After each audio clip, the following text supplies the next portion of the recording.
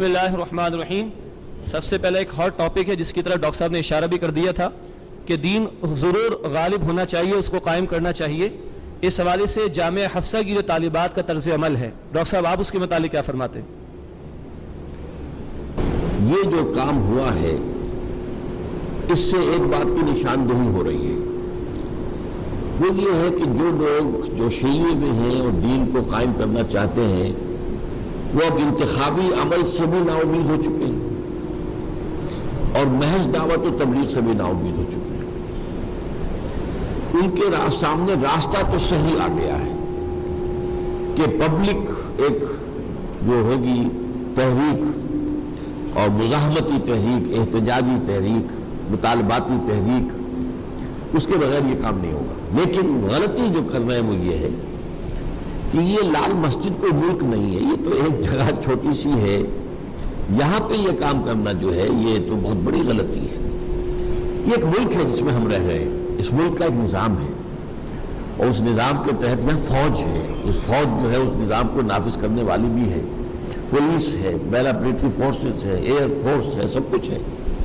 تو یہاں نظام کو بدلنے کے لیے پہلے ایک ملک گیر جماعت بننی چاہیے, ایسی جماعت جس میں کہ پورے ملک کے مختلف علاقوں سے لوگ شامل ہوں, اور وہ جماعت جیسا کہ میں نے عرض کیا جن کے دلوں میں یقین والا ایمان ہو اور شریعت پر عمل کا ان کا اپنا معاملہ جو ہے درست موجود ہو. وہ پھر جمع ہو کر اگر وہ لاکھوں کی تعداد میں ہو جائیں گے پھر وہ حکومت کے خلاف تحریک چلائیں گے. یہ نہیں کہ خود جا کے بازاروں کے اندر جو ہے وہ توڑ پھوڑ شروع کر دیں اور فلاں دکان توڑ دیں, فلاں یہ توڑ دیں. ہاں پکیٹنگ ہو سکتی ہے کہ بینکوں کو اب ہم نہیں چلنے دیں گے, پکیٹنگ کی جائے, وہاں پر جو ہے کھڑے بیٹھ جائیں, دھرنا مارا جائے. یہ جو باتیں کہتے ہیں جو سیاسی عمل کے لیے کہتے ہیں, مشرف کو ہٹانے کے لیے ہم دھرنا ماریں گے, ملین مارچ کریں گے, اس دین کے لیے بھی کام یہی کرنا پڑے گا, عوامی تحریک جو کہ حکومت کے خلاف ہو تاکہ حکومت بدلے. جب حکومت بدلے گی تو اس ملک کی ساری عدالتیں اسلامی عدالتیں ہوں گی. پھر وہ ایک لال مسجد کی عدالت جو ہے وہی تو اسلامی نہیں ہوگی, پھر تو اس ملک کے اندر ساری عدالتیں اسلامی ہو جائیں گی. لیکن اس سے پہلے اگر یہ کام کیا گیا تو ظاہر بات ہے کہ اس کا تو کوئی نتیجہ نہیں نکلے گا. آج جو بیان آیا ہے جو ضیاء الحق صاحب کے صاحبزادے ہیں اور وزیر ہے, آج کل ان کا کہ آپ ہمیں ایکشن لینا پڑے گا اور یہ کوئی لچک دکھا نہیں رہے اور یہ بڑا خوفناک مسئلہ ہو جائے گا. بی بی سی نے کہا کہ یہ جو ہے گولڈن ٹیمپل آف امرتسر والا معاملہ نہ ہو جائے, یا آپ کے شاید یاد جو بہت سے حضرات کو امریکہ میں بھی ایک ایسا ہی ہوا تھا, ایک چھوٹی سی جگہ پر ایک ایسا مدرسہ یا تربیت گاہ تھی ڈیوڈ کوریش کی, اور وہاں پر جو ہے پھر وہ ایکشن ہوا اور بہت سے لوگ جو اس بچے وغیرہ بھی مارے گئے. تو یہ کام نہیں ہے اصل میں. اس سے پہلے بھی یہی غلطی ہمارے ہاں صوفی محمد صاحب نے مالاکنڈ کے حوالے سے کی تھی کہ مالاکنڈ میں انہوں نے ایک تحریک شروع کر دی, 80,000 1 لاکھ آدمی نکال کر میدان میں لے آئے اور وہ اٹک کے پل کے اوپر آ کر دھرنا مار کر بیٹھ گئے. تو میں اس زمانے میں ان کے پاس گیا اور میں نے کہا کہ دیکھیے یہ ایک ملک نہیں ہے مالاکنڈ, ملک پاکستان ہے. آپ کو کام کرنا ہے تو ملک گیر سطح پر یہ تحریک چلائیے, اور میں آپ کے لیے جلسے کا اہتمام کرتا ہوں, آپ لاہور آئیے جلسہ کیجیے. تو انہوں نے کہا کہ نہیں میں مالاکنڈ سے باہر نہیں نکلوں گا. لیکن پھر ہوا کیا, مالاکنڈ کے اوپر جو ہے فوجی ایکشن ہوا, اور وہ بعد میں جب مفتی جو صوفی محمد صاحب کی اور حکومت کے ساتھ مصالحت ہو گئی تو جو لوگ ان کے کہنے پر نکل آئے تھے پہاڑوں پر بیٹھ گئے تھے, انہوں نے یہ کہہ دیا کہ یہ مولوی تو بک گیا ہے یا حکومت کے ہاتھوں بک گیا. تو اس لیے کہ جماعت نہیں بنی تھی, وہ ایک صرف جذباتی اپیل پر ہجوم کو نکال کر لے آئے تھے. جو میں نے آج نقشہ آپ کے سامنے رکھا ہے وہ یہ ہے, ایمان یقین والا پہلے ہو اور ایسے لوگوں کی جماعت ہو اور اس کا ایک قائد ہو, اس کے حکم پر حرکت کرے اور وہ روکے تو روکے. یہ حوالہ جو ہے اس کے بغیر ایک عوامی تحریک جو ہے اس کے اندر کوئی خیر نہیں بلکہ شر زیادہ ہو جائے گا. دوسرا سوال یہ ہے کہ ڈاکٹر صاحب آپ نے ذکر کیا گزشتہ ایک صدی قبل یا گزشتہ صدی کے چند مجددین کے حوالے سے یا ان لوگوں کے حوالے سے کہ جنہوں نے دین کو غالب کرنے کے حوالے سے ذکر کیا, کیا ماضی قریب میں کوئی ایسی کوششیں ہوئیں؟ کسی کا آپ نے ذکر نہیں کیا. اور پھر سوال یہ ہے کہ طالبان کی حکومت کو اس حوالے سے آپ کس انداز سے دیکھتے ہیں؟ یہ جو میں نے ان کا ذکر کیا یہ ماضی قریب ہی ہے نا. ابھی 20ویں صدی ختم ہوئی کتنے دن ہوئے ہیں, جمعہ 8 دن 7 برس ابھی ہوئے ہیں, اور یہ 20ویں صدی کے نصف آخر میں یہ تحریکیں شروع ہوئی ہیں جس میں کہ مسجوبی پارٹی تھی, جماعت اسلامی, اور پھر اخوان المسلمون, ایران میں فدائین تھے, اور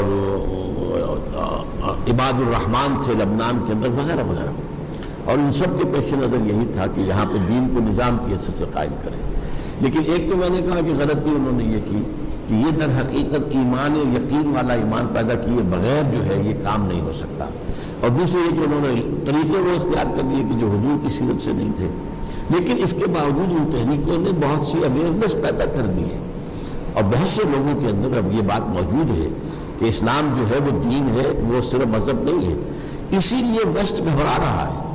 اب دیکھیے کیا انہیں تشویش ہو گئی ہے، انہیں معلوم ہے کہ مسلمانوں کے اندر یہ آگ بجھی ہوئی جان آگ دبی ہوئی سمجھ ان کے اندر چنگاری ہے۔ جیسے اقبال نے ابلیس کی مجلس شورا میں ابلیس سے کہلوایا ہے، جب اس کے مشیروں نے کہا یہ جمہوریت کا دور آ گیا، ہماری ابلیسیت تو ختم ہو جائے گی، یہ اشتراکیت آ گئی، ہماری ابلیسیت تو ختم، اس نے کہا نہ اس سے ابلیسیت ختم ہوگی نہ اس سے ہوگی، ہاں ہے خطر کوئی اگر مجھ کو تو اس امت سے ہے، اس کی خاکستر میں ہے اب تک شرار آرزو۔ اس کے اندر جو ہے جیسے کہ ایک انگارہ ہوتا ہے، اس کے اوپر جب راکھ آ جائے تو نظر نہیں آتا کہ یہ انگارہ ہے، آپ غلطی سے اٹھا لیں گے تو معلوم ہوگا وہ تو اس کے اندر تو دہکتا ہوا انگارہ تھا۔ تو اسی طریقے سے اس امت میں سوئی ہوئی اوپر جو ہے وہ خابیدگی نظر آ رہی ہے، لیکن اندر جذبہ ہے، اس اعتبار سے وہ ڈر رہے ہیں۔ چنانچہ جب USSR کا خاتمہ ہوا ہے تو اس کے بعد پھر اثر نو جب انہوں نے جو ٹریٹی ہے جس کو کہ انہوں نے دوبارہ جو ہے وہ اٹلانٹک جو ہے نیٹو کو اثر نو آرگنائز اور ایکسٹینڈ کرنے کا جب پروگرام بنایا تو لوگوں نے پوچھا کس لیے، کیونکہ اب ہمیں اسلامک فنڈامنٹلزم سے خطرہ ہے، اس لیے کہ پہلے انہیں جو اشتراکیت سے جو مقابلہ تھا وہ بھی نظام کا تھا، مذہب کا تو نہیں تھا۔ مذہب کے جو تھے سارے کے سارے ایسٹرن یورپ کے لوگ اور رشیا وغیرہ کے لوگ کون تھے؟ عیسائی تھے، ایسٹرن آرتھوڈاکس تھے تو عیسائی، ادھر ویسٹ یورپ اور امریکہ کون تھے؟ عیسائی تھے۔ تو جھگڑا مذہب کا تو نہیں تھا، نظام کا تھا۔ یہ سرمایہ دارانہ نظام، بینکنگ کی بنیاد پر چلنے والا سرمایہ دارانہ نظام، اور وہ اس کے برعکس جو ہے وہ ایک نظام لے آئے تھے کمیونزم کا، جس سے اس وقت انہیں بڑا شدید اندیشہ تھا۔ ایک زمانے میں ویسٹ کانپ رہا تھا کہ کمیونزم اس تیزی سے آگے بڑھ رہا ہے کہ اس کا جو ہے مقابلہ آسان نہیں، اسی لیے نیٹو بنا، سیٹو بنا، سینٹو بنا، میڈو بنا، نہ معلوم کتنی آرگنائزیشن جو کنٹین USSR یہ بنائی گئی تھی۔ اور چونکہ خلا میں بھی پہلا روسی چلا گیا تھا تو ان کے اوپر تو کب کب یہ تاریخ ہو رہی تھی کہ روس تو بہت آگے نکل گیا ہم سے، لیکن بہرحال اس کے بعد جو صورتحال ہے وہ بدلی ہے، اور جو ختم ہو گیا وہ نظام غیر فطری نظام تھا، اس کا خاتمہ ہو گیا۔ اب وہ سمجھتے ہیں کہ ہمارا جو ہے مقابلہ وہ اب ہے اسلام کے نظام سے، اور اگرچہ اسلام کا نظام بالفعل اس وقت دنیا میں کہیں موجود نہیں ہے، لیکن ایک امنگ موجود ہے اس امت کے اندر کہ اس نظام کو قائم کرے، اس کو ہم نے کرم کرنا ہے، ختم کرنا ہے۔ طالبان کے حوالے سے میں آپ سے عرض کر دوں کہ وہ بھی اس منہج انقلاب نبوی سے سامنے نہیں آئے تھے۔ ہوا کیا تھا کہ پہلے جو ہے افغانستان میں روسی آ گئے تو سارے افغان کھڑے ہو گئے ان کے خلاف اپنی آزادی کے تحفظ کے لیے۔ اس سے کہا گیا جہاد فی سبیل اللہ۔ میں نے اس وقت یہ کہا تھا یہ جہاد فی سبیل اللہ نہیں ہے، جہاد فی سبیل الحریت ہے، اپنی آزادی کے تحفظ کے لیے جہاد، اور یہ جہاد جائز ہے، اور اس میں جو جان دے گا وہ بھی شہید ہوگا، لیکن جہاد فی سبیل اللہ بالکل اور ہوتا ہے۔ اس کا پروسیس وہ ہے جو میں نے بیان کیا، پہلے ایمان یقین والا پیدا کیا، پھر جماعت پیدا کی جائے، اس کے کادرز ہوں، اس کی قیادت ہو، اس سے بیعت ہو، اور ان کا تزکیہ ہو، ان کی تربیت ہو۔ تو اس حوالے سے لیکن یہ جب چلا گیا، روسی چلے گئے تو وہ آپس میں لڑ پڑے، اس سے ثابت ہو گیا یہ جہاد فی سبیل اللہ نہیں تھا۔ جہاد فی سبیل اللہ تو فساد کے اندر تبدیل نہیں ہو سکتا تھا۔ لہذا اس کے بعد یہ ہے کہ جب پورے ملک سے امن و امان رخصت ہو گیا تو یہ ملا عمر کھڑے ہو گئے، انہوں نے ہمت کی تو سب لوگوں نے ان کی تائید کر دی۔ اس میں نہ انہیں جماعت بنانے کا موقع ملا، نہ ان کی کوئی تربیت اور تزکیے کی کوئی نوبت آئی، نہ ان کے کوئی کارڈرز معین تھے۔ انہیں تو یہ سمجھیے کہ ان کی جھولی کے اندر حکومت آ پڑی، اور ان کو خود سپورٹ امریکہ نے کیا، بے نظیر کی حکومت نے سپورٹ کیا، ہمارے ہاں سے فوج نے سپورٹ کیا انہیں۔ لیکن یہ کہ ظاہر بات ہے کہ اس کے بعد جب انہوں نے دیکھا، ان کا خیال تھا یہ مولوی ملاٹے ہیں، یہ تو ٹریڈیشنلسٹ ہیں، فنڈامنٹلسٹ تو نہیں ہے، جبکہ وہ جو تھا حکمت یار فنڈامنٹلسٹ تھا۔ اسی طریقے سے احمد شاہ مسعود فنڈامنٹلسٹ تھا، ربانی فنڈامنٹلسٹ تھے۔ یہ لوگ تو وہ تھے جو جدید تعلیم یافتہ تھے اور اسلام کا ایک نظام سمجھتے تھے۔ یہ مولوی ملاٹے انہوں نے سمجھا ان کا تصور وہ ہے نہیں، تو جیسے یہ سعودی عرب ہماری جیب میں پڑا ہوا یہ بھی پڑے رہیں گے، لیکن وہاں معاملہ کچھ اور ہو گیا، انہوں نے اسلامی سزائیں نافذ کر دی، اور پورے ملک میں امن ہو گیا. اب انہیں خوف ہوا کہ یہ نظام اگر کہیں چل گیا تو ہمارا نظام تو رہ جائے گا اور پوری دنیا اس کو قبول کر لے گی. تب انہوں نے پھر اس کو ختم کیا. تو یہ صورتحال ہے. چونکہ وہ ابھی منہج انقلاب نبوی سے ہو کر نہیں آئے تھے, لہذا پھر وہ اس کو رجسٹ نہیں کر پائے. کورسز میں شرکت کے علاوہ اپنی ذمہ داریوں کی ادائیگی کے لیے ہمیں کیا کرنا چاہیے؟ کورسز میں شرکت کریں, دوسروں کو دعوت دیں. میں نے آپ کو بتایا تھا نا کہ میں نے 1950 میں مولانا مودودی کی تقریر جو ہے کتابی شکل میں چھپی ہوئی تھی, شہادت حق, اب تو موجود ہے, آپ بھی لیں پڑھیں اسے. میں نے اس میں جو سبق سیکھے کہ ہر مسلمان کے فرائض کے کیا لیول ہے. پہلے خود مسلمان بنے, عملی, نام کا نہیں, بالفعل اللہ اس کے دین کا نافذ کرنے والا, اس کو اپنی ذات پر اپنے گھر میں, پھر اسی کی دعوت دے لوگوں کو, اور پھر اس کو قائم کرنے کی جد و جہد کرے, اور اس کے لیے جماعت لازم ہے. یہ پروسیس جو ہے اس کو آپ نے اختیار کرنا ہے. پڑھنا لکھنا ہدف نہ بن جائے, یہ نہ ہو کہ اینڈ آل جو ہے یہی بن جائے, یہی ہدف ہو, یہی مقصد ہو. نہیں, اس نہیں, یہ تو مقصد کا ذریعہ ہے. ہم نے کہا کہ پہلے ایمان یقین والا چاہیے, اس کے لیے قرآن کو اپنی آنکھوں سے اس کی اپنی زبان میں پڑھنا ضروری ہے تاکہ اس سے ایمان پیدا ہو, اندھیرے جو ہے اندر کے چھٹ جائیں اور نور اندر پیدا ہو جائے. وہ نور اندر کا جو ہے پھر باہر ظاہر ہو جائے گا عمل کے اندر, اور وہی پھر اجتماعی شکل میں آئے گا تو نظام آ جائے گا. اگلا سوال تبلیغی جماعت کے حوالے سے کہ کیا آپ کی جماعت نے تبلیغی جماعت کے ساتھ مل کر کوشش کی ہے کہ دین کو غالب کرنے کی جد و جہد کی جائے, کیونکہ یہ ایک بہت بڑی جماعت ہے؟ دیکھیے, ہماری جماعت نے تو کوشش نہیں کی ہے, میں نے کوشش کی ہے. میں سن 57 میں 1957 کے اپریل میں جماعت اسلامی سے علیحدہ ہوا. پھر میں نے 2 برس تک تبلیغی جماعت کے ساتھ کچھ وقت گزارا. چلہ تو میں نے نہیں لگایا, سے روزے بہت سے لگائے, اور مسلسل شب جمعہ جو ہے ان کے ساتھ بسر کی. راتوں کو جو مسجد کے اندر ٹھہرتے ہیں تو میں ان کے ساتھ ٹھہرتا تھا.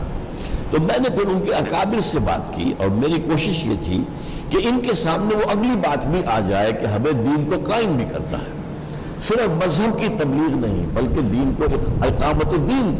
لیکن میں بے انتہا مایوس ہوا کہ وہ حضرات اس میں کسی درجے میں بھی آگے آنے کو تیار نہیں ہیں. اس سے مایوس ہو کر پھر میں نے اپنا راستہ علیحدہ نکالا. ورنہ میں سوچ رہا تھا, اور میں ان کی بہت سی باتوں سے بہت متاثر ہوا تھا. ان کی سادگی ہے, ان کے اندر تقویٰ ہے, تدین ہے, ان کے عبادات سے شغف ہے, بہت متاثر ہوا تھا میں. اس زمانے میں ایک بڑا اجتماع ہوا تھا سن 58 کے اواخر میں, جو ان کا بڑا اجتماع اس وقت ہوتا تھا. وہ کوئٹے میں ہوا تھا 15,000 آدمی, اب تو 15 لاکھ آدمی ہو جاتا ہے. اس وقت وہ بڑا اجتماع تھا 15,000, وہ میں نے اٹینڈ کیا جا کر بنگمری سے. اس بنگمری کہلاتا تھا جو اب سائی وال ہے. تو میں وہاں کے مناظر سے بھی متاثر ہوا, وہاں پہ ان کے اکابر سے گفتگو ہوئی. لیکن جب میں نے محسوس کیا کہ یہ اس رخ پر آنے کو تیار نہیں ہے تو پھر میں نے اس کو پھر کوشش نہیں کی. اگلا سوال ہے کہ پاکستان میں اسلامی نظام کو کیسے نافذ کیا جائے؟ وہ تو میں نے تو آپ کے سامنے بیان کیا ہے. اب اس پر عمل کرنے کی ضرورت ہے. یعنی آخری قدم وہ ہوگا کہ ایک عوامی تحریک جو ریلا جو ہے بہا کر لے جائے اس وقت کی حکومت کو. آج کی حکومت تو نہیں, آج تو میدان میں نہیں ہے, ہماری طاقت ہی نہیں ہے اتنی. ابھی تو ہمیں دعوت دینی ہے, عربی پڑھانی ہے, قرآن پڑھانا ہے, ایمان پیدا کرنا ہے, جمع کرنا ہے, جمعیت فراہم کرنی ہے. اگر اللہ کو منظور ہوا, اگر زیادہ لوگ ہمارے ساتھ آتے ہی نہیں تو اگلا قدم ہم اٹھا ہی نہیں سکتے. حضرت نوح علیہ السلام نے 950 برس دعوت دی, لوگ نہیں آئے تو اگلا قدم کیسے اٹھاتے؟ تو کیا وہ جہاد اکیلے شروع کر دیتے, قتال شروع کر دیتے, کیا کرتے؟ عوامی تحریک کیسے شروع کر دیتے؟ عوامی ساتھ نہیں تو تحریک کیسے شروع ہو جائے؟ تو یہ بات جیسا کہ میں نے آپ کو بتایا, یہ حضرت موسیٰ کا معاملہ قریب آ گیا تھا, لیکن وہاں پر قوم نے عین وقت پر کوڑا جواب دے دیا. تو شدید بددلی اور مایوسی اور بیزاری طاری ہوئی ہے. اور حضرت موسیٰ نے اللہ سے دعا کیا, ففرق بیننا و بین القوم الفاسقین, اے اللہ یہ پوری قوم جو ہے یہ کوڑا جواب دے بیٹھی ہے, اور مجھے تو اپنی اور اپنی جان کے, اپنے بھائی کی جان کے سوا کسی کا اختیار ہے نہیں, تو اب ہمارے اور ان کے درمیان تفریق کر دیں, میں ان کے ساتھ نہیں رہنا چاہتا. لیکن باہر اس کے بعد وہ پروسیس رک گیا. ورنہ اس وقت وہ اگر وہ جنگ کرتے, جیسے کہ غزوہ بدر میں صحابہ کرام نے جانے دینے کے لیے وہ آ گئے, حالانکہ نہتے تھے, اور ادھر سے 1000 کا لشکر جو ہے کیل کانٹے سے لیس ہو کر آیا تھا. اگر وہ ہمت اور جرأت کرتے تو ان کی تعداد بھی بہت تھی, اسی وقت ایک اسلامی ریاست قائم ہو جاتی, لیکن نہیں ہو سکی. 50-40 برس کی اللہ نے پھر سزا دے دی, یتیہون فی الارض 40 سنہ. اگر تم بزدلی نہ دکھاتے تو ابھی تمہیں ہم فلسطین دے دیتے اور یہاں حکومت تمہاری قائم ہو جاتی. اب تم اسی صحرا میں بھٹکتے پھرو گے 40 برس تک. صحرا آتی ہے. یہ سوال ہے کہ ڈاکٹر صاحب متشابہ رزق کے استعمال کے ساتھ غلبہ دین کے لیے جد و جہد کرنے والی جماعت میں شامل رہ سکتے ہیں؟ متشابہ نہیں، مشتبہ کے تو یہ ہے کہ ظاہر بات ہے کہ اس کے ساتھ بھی اگر ایک بات کسی بات پر عمل نہیں کر پا رہا ہے لیکن دوسرے کو دعوت دیتا ہے تو شریعت میں اس سے روکا نہیں گیا ہے، کیونکہ جب تم دعوت دو گے تو تمہارا اپنا دل ملامت کرے گا کہ تم کس منہ سے دعوت دے رہے ہو، تمہارا اپنا معاملہ تو یہ ہے، اپنے دامن کو دیکھو، تو اس سے اپنی اصلاح کی طرف توجہ جو ہے وہ منعطف ہو جائے گی۔ لہذا ہو سکتا ہے اب ایک اندھا آدمی ہے، آپ کو ایک کہانی سنی ہوگی کہ وہ رات کو جا رہا تھا لالٹین ہاتھ میں لے کر، تو کسی نے کہا تم اندھے ہو، تمہیں اس لالٹین سے کیا فائدہ؟ انہوں نے کہا میں تمہارے لیے لالٹین لے کے چل رہا ہوں کہ مجھ سے آ کے ٹکرا نہ جاؤ، تو میں اس لیے یہ ہے۔ تو یہ ہے کہ اس معاملے میں انسان جو بھی امر بالمعروف اور نہی عن المنکر کا کام ہے وہ ہر حال میں کرے، لیکن اس جماعت کے اندر شمولیت اور اس کا جو مراحل ہے اس کے لیے ضروری ہے کہ آپ کا رزق بالکل پاک ہونا چاہیے۔ ڈاکٹر صاحب یہ خواتین میں سے سوال ہے کہ جدا ہو جو دی سیاست سے تو رہ جاتی ہے چنگیزی، اگر سیاست کو دین سے الگ کر دیں گے، تنظیم اسلامی کی طرف اشارہ ہے، تو ہمیں بھی طاقت کیسے میسر آئے گی کہ ہم نفاذ کر سکیں اسلام کا؟ بہت ہی عمدہ سوال ہے اور بہت عملی سوال ہے، مجھے تو اس پر ایمان ہے، جدا ہو دین سیاست سے۔ میں سمجھتا ہوں کہ سیاست ہمارے دین میں دین سے جدا نہیں ہے بلکہ دین کے تابع ہے، اور جب تک کہ حکومت پر قبضہ نہیں ہوگا اسلام کو آپ نافذ نہیں کر سکتے۔ قبضہ کیسے ہو یہ ہے سوال، کیا ان الیکشن کے ذریعے سے ہو سکتا ہے؟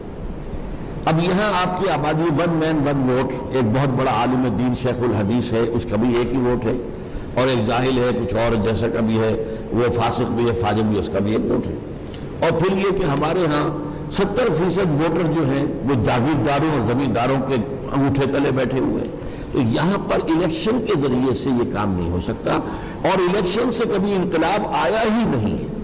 اور سیاست اصل میں آپ سمجھ لیجئے، سیاست صرف انتخابات کا نام نہیں ہے۔ سیاست کی میں تقسیم کیا کرتا ہوں، میری کتاب ہے استحکام پاکستان، اس میں میں نے وہ پوری تفصیل درج کی ہے۔ سیاست کو دو حصوں میں تقسیم کر دیجئے، نظری سیاست، عملی سیاست۔ اب آپ کے جو صحافی ہوتے ہیں وہ سب سے بڑے سیاسی ہوتے ہیں، وہ سیاسی نظریات پھیلاتے ہیں، خاص نقطہ نظر پیدا کرتے ہیں، لوگوں کے اندر جو ہے وہ کسی ایک کے لیے ایک زمین ہموار کرتے ہیں۔ آج امریکہ پر جو چھوٹی سی اقلیت جو ہے یہودیوں کی جو قابض ہے وہ صحافت اور میڈیا کے ذریعے سے قابض ہے، جدھر وہ میڈیا ان کا جو ہے عوام کو لے جاتا ہے ادھر چلے جاتے ہیں، تو وہ بھی صحافی جو ہے انہیں سیاستدان کوئی نہیں کہتا، لیکن وہ سیاسی تو ہے۔ ایک عملی سیاست جو ہے پھر اس کے بھی دو حصے ہیں، ایک ہے انتخابی سیاست۔ انتخابی سیاست میں نظام بدلنا پیش نظر نہیں ہوتا، ہاتھ بدلنا پیش نظر، تم ہٹو ہم چلائیں گے، نظام وہی، تم ہٹ جاؤ ہم چلائیں گے، تو اس میں کچھ نہ کچھ جو ہے وہ منشور میں تھوڑا بہت فرق بھی ہوتا ہے۔ اب ڈیموکریٹس ہیں امریکہ کے اندر اور ریپبلکنز ہیں، کیا امریکہ کے نظام کے بارے میں ان کے اندر کوئی اختلاف ہے؟ نظام تو سب مانتے ہیں کہ تو وہ اب نظام میں اور آپ مانتے ہیں، اب آپ کہتے ہیں ہم بہتر چلائیں گے، آپ کہتے ہیں ہم بہتر چلائیں گے، اچھا بھائی ووٹ سے فیصلہ کر لو۔ لیکن نظام بدلنے کے لیے ہوتی ہے انقلابی سیاست، وہ اگر وہاں کمیونسٹ ہو اور وہ وہاں کا نظام بدلنا چاہے وہ الیکشن میں کبھی نہیں جائیں گے، الیکشن سے حاصل کچھ نہیں ہوگا۔ اس کے لیے جو سیاست ہے انقلابی سیاست، ہم اس میں ہیں۔ میں سمجھتا ہوں کہ باشعور مسلمان غیر سیاسی ہو ہی نہیں سکتا، ناممکن۔ اس لیے جب ہمارا دین نظام مکمل ہے تو سیاست اس کا حصہ ہے، سیاست اس کے تابع ہے، لیکن سیاست میں نظری سیاست، عملی سیاست، عملی سیاست میں انتخابی سیاست اور انقلابی سیاست۔ اب انقلابی سیاست عرب جو ہوئی ایران کے اندر، تو کیا آیت اللہ خمینی جو ہے وہ انتخابات کے ذریعے سے وہاں حکومت میں آ سکتے تھے؟ سوچیے، میں نے تو ایک مثال دے دی تھی، وہ تو بہت دور کی تھی، حضور کے بارے میں تو ایسی بات کہتے ہوئے بھی ہمیں رکنا چاہیے، لیکن یہ تو ہمارے سامنے کی بات ہے۔ کیا الیکشن کے ذریعے آیت اللہ خمینی کی یہ حکومت قائم ہو سکتی تھی؟ یہ تو ہوئی ہے جانے دے کر، ہزاروں لوگوں نے جانے دی تب قائم۔ جی، اگلا سوال یہ کہ سود کی گرج سے متعلق آپ نے فرمایا حدیث کے حوالے سے بات صحیح ہے، اس سے بچنا تو اب ہمارے اختیار میں نہیں، تو اس حوالے سے ہم گناہ کے کس درجے میں آئیں گے؟ وہ گناہ تو ہے، لیکن اس کا کفارہ کیا ہوگا؟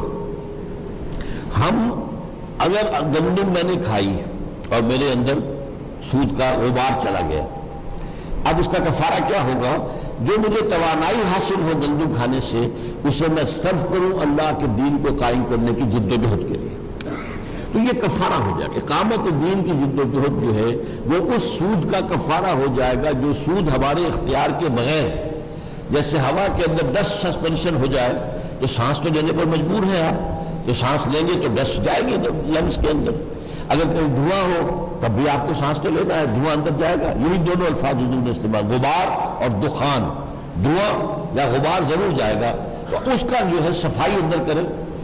اگر کنویں کے اندر کتا جو ہے مر گیا ہے تو اسے نکالتے ہیں کہ نہیں، اور اس کے ڈول نکال، تو اپنے اندر کو صاف کرنے کے لیے وہ جد و جہد جو آپ کریں گے، قوت لگائیں گے، جان و مال کھپائیں گے انقلاب لانے کے لیے، وہ اس کا کفارہ ہو جائے۔ جی اگلا سوال یہ کہ بےحد احترام سے عرض ہے کہ وہ بیرومیٹر کیا ہوگا تعداد کے حوالے سے تاکہ تحریک دوسرے مرحلے میں شامل ہو سکے؟ یہ سوال بھی بہت عملی ہے، میری گفتگو سے متعلق ہے۔ اصل میں یہ اس وقت کے قیادت کا معاملہ ہوگا، آج ہم کچھ نہیں کہہ سکتے، لیکن یہ ضرور ہے کہ پاکستان 16 کروڑ انسانوں کا ملک ہے، تو یہاں پہ 2-4 ہزار سے تو بات نہیں بنے گی، تعداد لاکھوں کے اندر ہوگی تب بات بنے گی۔ اب ظاہر بات ہے کہ عرب میں تو اس وقت جو ہے حضور کے زمانے میں کل آبادی جو ہے وہ شاید 50 لاکھ ہوگی میکسیمم، پورے ملک عرب میں۔ مکے میں کتنے تھے؟ چند ہزار، مدینے میں کتنے تھے؟ چند ہزار۔ تو وہاں کا معاملہ تو یہ تھا کہ وہاں سے 1000 آئے، ادھر سے 300 آ گئے، تو 1 اور 3 تو ہو گئے۔ لیکن یہاں کیا ہوگا؟ آپ کی لاکھوں کی تو فوج کھڑی ہوئی ہے، پولیس کھڑی ہوئی ہے، سب کچھ ہے، تو لاکھوں کی تعداد تو اس میں سے ہوگی، لیکن اس کا فیصلہ اس وقت نہیں، وہ جو بھی اس تحریک کی قیادت اس وقت ہوگی وہ کرے گی۔ اور اس میں ظاہر بات ہے غلطی کا امکان ہے، اس کا بھی امکان ہے کہ موقع آ گیا ہو اور آپ کھو دیں، اور یو مس نکل گئی، اب وہ وقت دوبارہ نہیں آئے گا۔ اور اس کا بھی امکان ہے قبل از وقت قدم پر اٹھا بیٹھے، اس میں ناکامی ہو جائے گی۔ لیکن اگر آپ کا خلوص اور اخلاص ہے تو اللہ کے ہاں آپ کا اجر محفوظ رہے گا، اور اگر اللہ تعالیٰ اس وقت ہدایت دے اور جو اس وقت کی قیادت ہوگی وہ بر وقت اور صحیح فیصلہ کرے تو اللہ تعالیٰ کامیابی دے گا۔ اور سب غلبہ دین کے حوالے سے خواتین کی ذمہ داری کیا ہوگی؟ خواتین کی ذمہ داریاں بھی وہ سب ہیں جو مردوں کی ہیں، صرف یہ ہے کہ تھوڑا سا دائرے کا فرق ہے۔ میں نے ایک نقشہ قائم کیا تھا دینی فرائض کا، جو نقشہ ہے وہ اس کے ایک 3 منزلہ عمارت، جس میں پہلی منزل جو ہے اس پر کوئی نئی بلڈنگ نہیں ہے، 4 ستون کھڑے ہیں، پھر پہلی چھت آ گئی، پھر وہ ستون اوپر ہے لیکن اب بلڈنگ بن رہی ہے تو ستون نظر نہیں آئیں گے، پھر دوسری چھت آ جائے گی، پھر تیسری آ جائے گی، نیچے فاؤنڈیشن ہے، پلنتھ ہے۔ تو اس کے حوالے سے نوٹ کیجئے کہ فاؤنڈیشن ہے ایمان۔ پہلا کام یہ ہے یا ایھا الذین آمنوا آمنوا، اے ایمان کے دعوے دارو ایمان لاؤ، جیسا کہ ایمان لانے کا حق ہے۔ یہ ہر مرد کو بھی کرنا ہے، ہر عورت کو بھی کرنا ہے، اور وہی کام جو کرنا ہے قرآن مجید سے مردوں کو وہی عورتوں کو کرنا ہے قرآن مجید کے ذریعے سے۔ پھر یہ ہے کہ اس کے اوپر جو 4 جو کھڑی ہوئی ہیں ستون، وہ کیا ہے؟ نماز، روزہ، حج، زکوٰۃ، 4 عبادات ہیں، یہ سب پر فرض ہے۔ یہ ضرورت تھوڑا سا فرق پڑ گیا کہ مردوں کے لیے مسجد میں جا کر نماز پڑھنے میں بہت زیادہ ثواب ہے، عورتوں کے لیے گھر میں نماز پڑھنے میں زیادہ ثواب ہے، یہ ہے لیکن یہ کہ نماز تو فرض ہے۔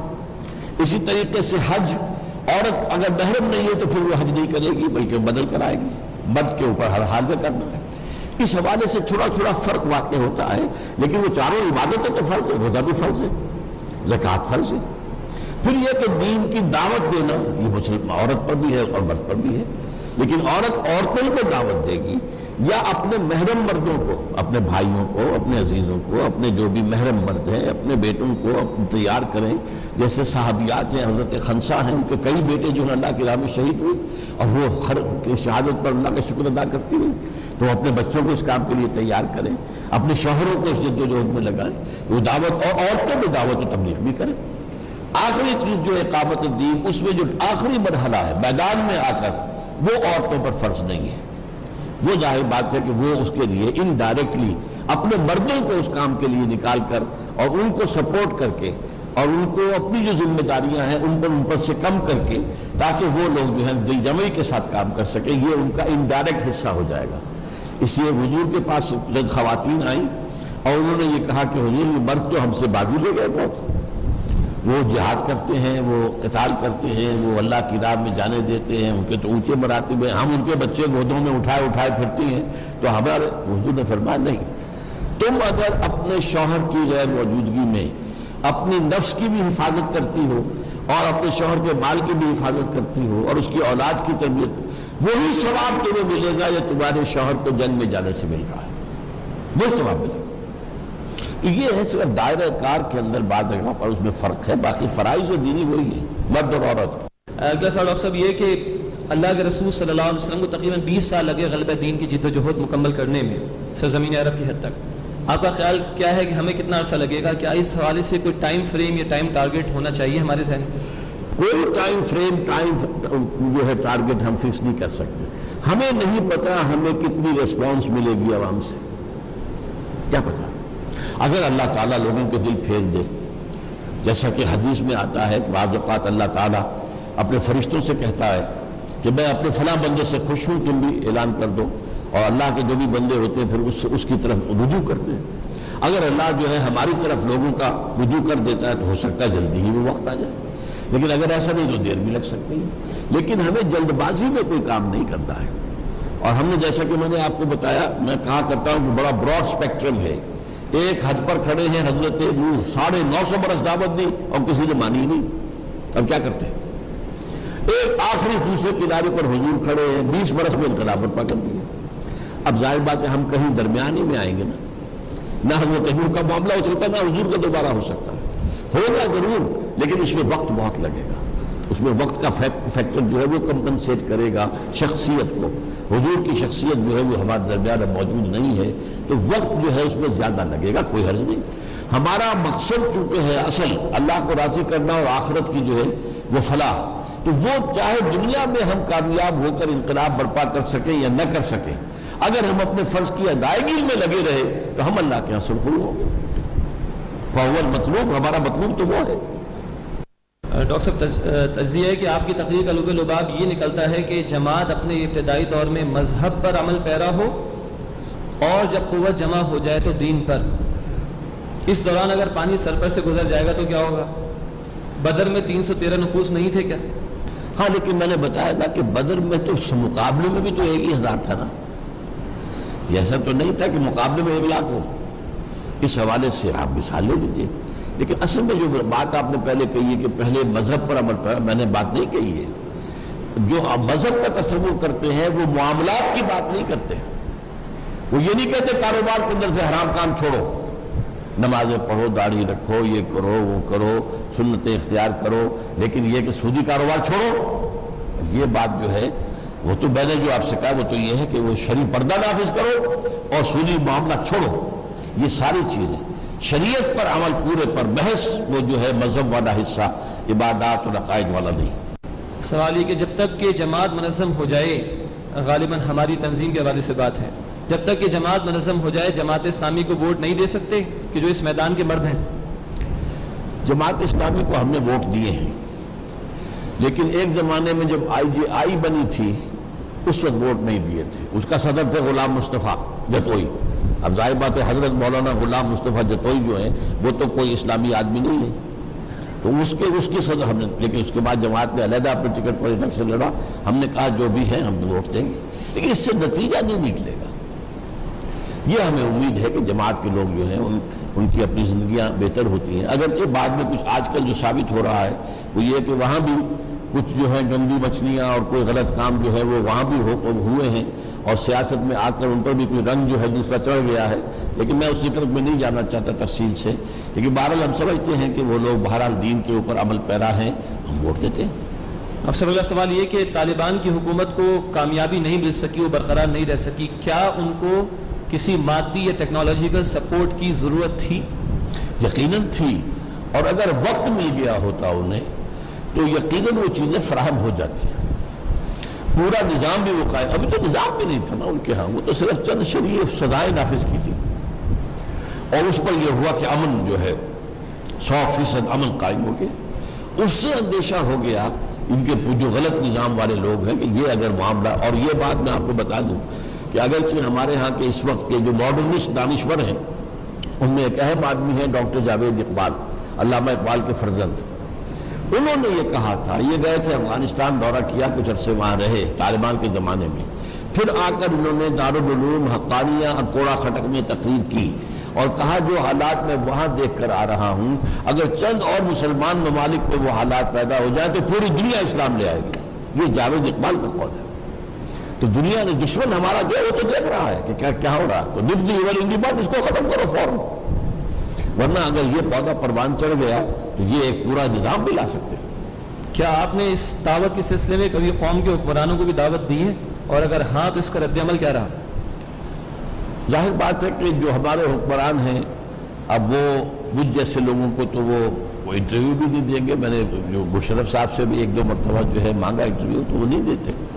لیکن یہ کہ ہماری دعوت عام ہے, اخبارات میں آتی ہے, کتابوں میں آتی ہے, اب میری باتیں جو ہے ٹیلی ویژن پر بھی آتی ہیں, تو وہ دعوت تو پہنچ رہی ہے, ہر ایک کے پاس پہنچ رہی ہے.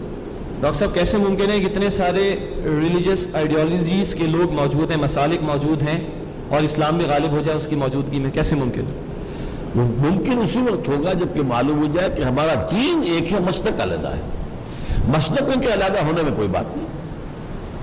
شافعی ہیں, مالکی ہیں, آپ ٹھیک ہے, حنفی ہیں, ٹھیک ہے, لیکن یہ ہے آپ سلفی ہیں, اہل حدیث ہیں, ٹھیک ہے, لیکن یہ کہ دین ایک ہے, اس دین کے اوپر جمع ہونا ہوگا. وَلَا تَتَفَرَّقُوا فِيهِ أَنْ أَقِيمُوا الدِّينَ وَلَا تَتَفَرَّقُوا فِيهِ. دین کے معاملے میں تفرقہ نہیں ہونا چاہیے.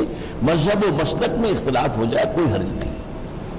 اس کے لیے تو حضور کی وہ حدیث بھی بیان ہوتی ہے, اختلاف و امتی رحمت, وہ رحمت ہے, اس لیے کہ اس میں کشادگی پیدا ہو جاتی ہے. ڈاکٹر صاحب مذہب کا ترجمہ ریلیجن انگلش میں کیا دین کو سسٹم کہہ سکتے ہیں؟ جی ہاں, صحیح ہے. اگلا سوال سورہ شورا کی آیت نمبر 13 کے حوالے سے.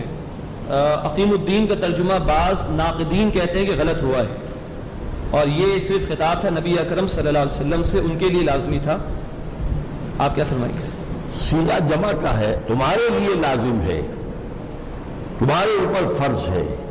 حضور اکیلے تو وہ کام نہیں کر سکتے تھے, صحابہ کرام نے ساتھ اپنی جانیں کھپائی ہے تو کام ہوا ہے, دین قائم ہوا ہے. اور حضور کی جو خبریں ہیں, ہم چونکہ احادیث کو مانتے ہیں, جو لوگ حدیث کو نہیں مانتے ان کا معاملہ علیحدہ ہے. ہم احادیث کو مانتے ہیں, حضور کی خبریں ہیں کہ دوبارہ یہ قائم ہوگا, اب کون کرے گا, اب کو نبی تو نہیں آئے گا, تو اب وہ مسلمانوں ہی کو کرنا ہے. اسلام میں جہاد کا کانسیپٹ کیا ہے, اور آج کا نوجوان جہاد کرنا چاہے تو کیا کرے؟ جہاد کے معنی ہے کوشش, جد و جہد.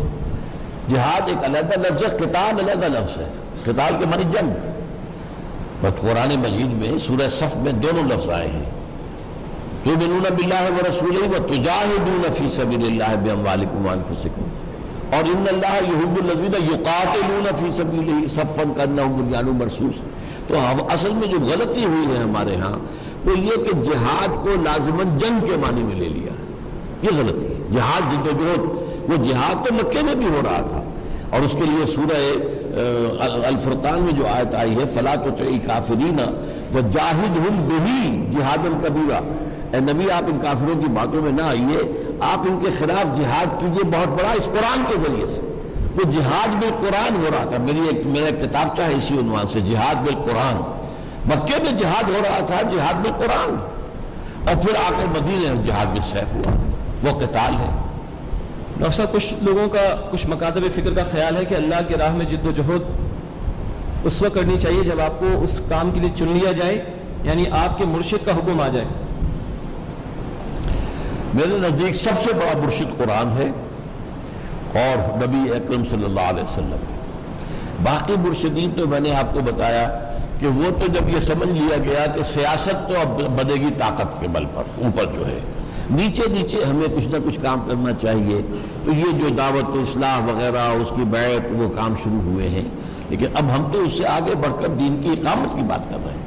ڈاکٹر صاحب دین کا رس سورۃ الکافرون میں بھی آیا ہے کافروں کے لیے, اس کی اگر آپ وضاحت فرما دیں. ہاں ظاہر بات ہے کہ دین تو کافروں کا بھی ہے. میں نے بتایا دین تو مصر میں بھی تھا, دین الملک, اور آج کا دنیا کا دین کیا ہے, دین جمہور. یعنی دین اللہ کیا ہے, اللہ حاکم, اس کا قانون نافذ.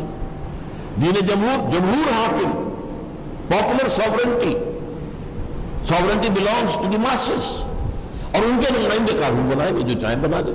وہ 2 مردوں کی شادی کروا دیں, اور آج ہو رہی ہے دنیا میں 2 مردوں کی شادی ہو رہی, 2 عورتوں کی شادی ہو رہی, رجسٹر ہو رہی ہے باقاعدہ, حکومت تسلیم کر رہی ہے. ایک مرد شوہر ہے, دوسرا مرد جو ہے بیوی ہے, اور ایک عورت جو ہے شوہر ہے, دوسری عورت جو ہے بیوی ہے. یہ اور قانون جو چاہے بنا دیں. شراب کو جائز قرار دے کر سکتے ہیں، ان کی اکثریت جو طے کرے گی اسی پر ہو جائے گا۔ تو اس حوالے سے ایک ہے اللہ کا دین، ایک ہے بادشاہ کا دین، ایک ہے دین جمہور۔ آج وہ دین جمہور ہے جو دنیا میں چل رہا ہے۔ ڈاکٹر صاحب، آپ نے مذہب اور دین کا جو فرق بتایا، کیا سلف صالحین میں یہ فرق یا اس کی تائید موجود ہے؟ میں نے تو آپ سے عرض کیا نا کہ سلف صالحین کا پہلا مرحلہ وہ تھا کہ جنہوں نے اس دین کو دوبارہ ریسٹور کرنے کی کوششیں کی، میدان میں آئے ناکام ہو گئے۔ اس کے بعد انہوں نے اس کو تو تسلیم کر لیا، اس کے نیچے نیچے علمی کام کیے اور اصلاحی کام کیے اور جو بھی اس طرح کے کام ہیں، تزکیہ نفس کے کام کیے۔ یہ تصور میں بیان کر چکا ہوں کہ اسلامی نظام قائم کرنے کی جدوجہد جو اس کے بعد نہیں ہوئی، یہ آ کے 20ویں صدی میں اس کا تصور دوبارہ زندہ ہوا ہے، جب یہ کہ یورپین جو کولونیلزم تھا اس کا بستر طے ہوا۔ ڈاکٹر صاحب، ہمارے پورے نظام کے کئی شعبے ہیں، معاشرت، معیشت، سیاست وغیرہ، جس کے لیے اسلام نے کچھ تعلیمات عطا فرمائی ہیں۔ جب ہم کسی سے بات کرتے تو کہتے ہیں کہ آپ ان تمام گوشوں کے حوالے سے ایک ایک بات کا جواب دیجیے، تو اس حوالے سے ہم کیا کریں؟ سوال کریں گے تو ہم انشاءاللہ جواب دیں گے۔ ویسے یہ ہے کہ ہم نے، میری یہ کتاب ہے خلافت کی حقیقت اور عصر حاضر میں اس کا نظام، سیاسی نظام کیا ہوگا، معاشی نظام کیا ہوگا، معاشرتی ہے موجود، پڑھے۔ جزاکم اللہ خیر۔ سبحانک اللہم وبحمدک نشہد ان لا الہ الا انت نستغفرک ونتوب الیک۔ السلام علیکم ورحمۃ اللہ وبرکاتہ۔